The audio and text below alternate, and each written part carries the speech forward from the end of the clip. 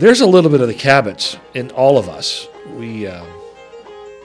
We all have that sense of what we want, and these people are maybe in a way ahead of their time, because they are very self-centered. They are very much about what I want, what's good for the community, not what's good for the family or for the farm in this case. They just want what they want, and they all kind of want what they want, and they're willing to walk away from family. They're willing to walk away from love. They're willing to walk away from anything that is supportive and nurturing. When it was first given to me, I had not read it. I was approached to say, would you like to direct a show here? And of course I've been angling to do that for quite some time. And the first show they offered me was one I didn't particularly care for, the script. And I was hesitant, but I was going to take it. And then Debra Kent came and said, well, would you take a look at Eugene O'Neill's Desire Under the Elms? And when I heard Eugene O'Neill, it's like, well, sure, I'll read that. I got the script, and I read the script, and I struggled with reading the script. And I read the script several times because it is written in a dialect. And the dialect it's real easy to read it and hear Southern America. You get elements of Tennessee Williams more so than you do Eugene O'Neill. You get that sense of Memphis, or you get that sense of Georgia or Alabama, very Southern. And yet it's very clearly written into the script that it's New England. And finally, a friend of mine, actually a guy that I've worked with quite a bit, Charles Lakowski, gave me the sort of key that said, listen to a Maine down east accent.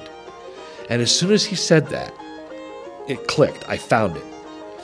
I was quite worried early on about how we were going to get the actors to be able to read the script in a way that would make sense to the audience. I didn't want to lose the accent, because when you lose the accent, you lose a lot of the language. There are elements in this script that are very Shakespearean. To do Shakespeare well, as an actor anyway, to do Shakespeare well, you have to understand, internalize the language. And the actors in this show had to work and work and work with the script to internalize the language, because they say things, they use idioms, they use figures of speech, they use sentence structures, they use words that just aren't used today. There's a lilt to the way the words are written. And so not only do we have to be true to the accent, but we have to be true to the language. I had an idea early on for a set that I wanted where the house was always on stage, an omnipresent character, if you will, in the play, because the house is so integral to everything that happens. Everybody wants this house.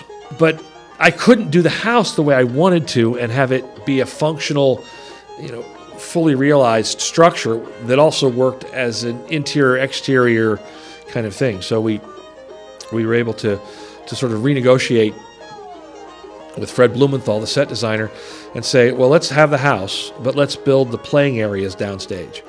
And let's have the audience be able to kind of see closer, since this stage is so intimate anyway. Let's bring it right into their faces and have the actors do things right in the midst of the audience, and let the house always be present upstage.